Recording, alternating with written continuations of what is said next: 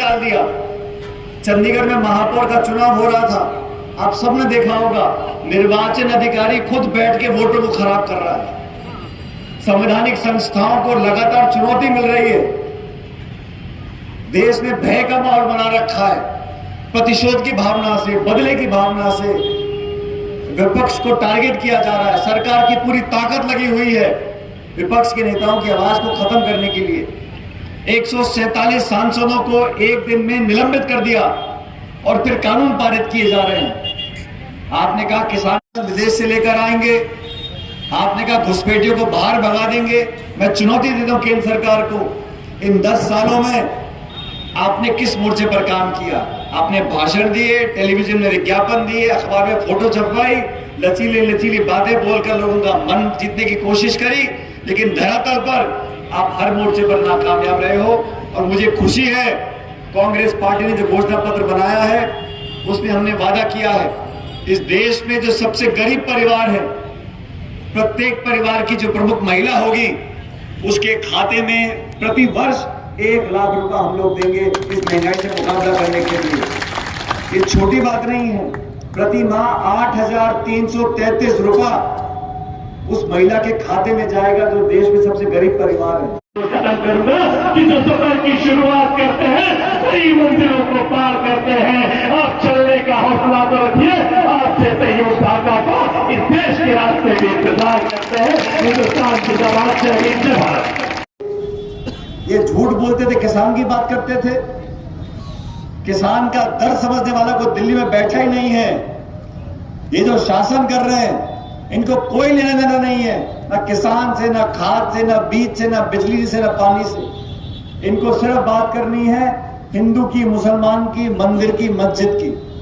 और नए नए भाषण अब कह रहे कांग्रेस का राज आ गया तो बहनों के आगे भी जनता नहीं थी, आपने आज यहाँ पर देकर सिद्ध कर दिया है कि राजगढ़ लोकसभा क्षेत्र में भी चुनाव प्रचार जोरों पर है। यहां से कांग्रेस प्रत्याशी दिग्विजय सिंह चुनावी मैदान में हैं। इसी को लेकर राजस्थान के पूर्व उप मुख्यमंत्री सचिन पायलट राजगढ़ पहुंचे, जहां उन्होंने जनसभा को संबोधित करते हुए दिग्विजय सिंह के लिए जनता से वोट मांगा।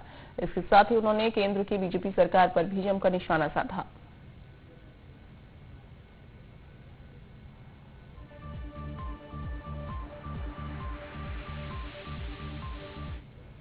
को बोलकर सत्ता हासिल करी थी, महंगाई की, किसानी की, बेरोजगारी की, काले धन की, भ्रष्टाचार की, उन सब बातों को भूलकर अब एक ऐसा माहौल बना दिया जहां निर्वाचित मुख्यमंत्री को जेल में डाल रहे हैं। दो निर्वाचित मुख्यमंत्री। आपकी विचारधारा अलग हो सकती है, पार्टी अलग हो सकती है, लेकिन देश में ऐसा माहौल बना दिया कि प्रमुख विपक्षी पार्टी कांग्रेस है।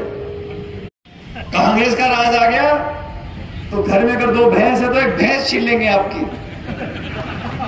मुझे समझ में नहीं आता, कांग्रेस को 55 साल जनता ने सेवा का मौका दिया।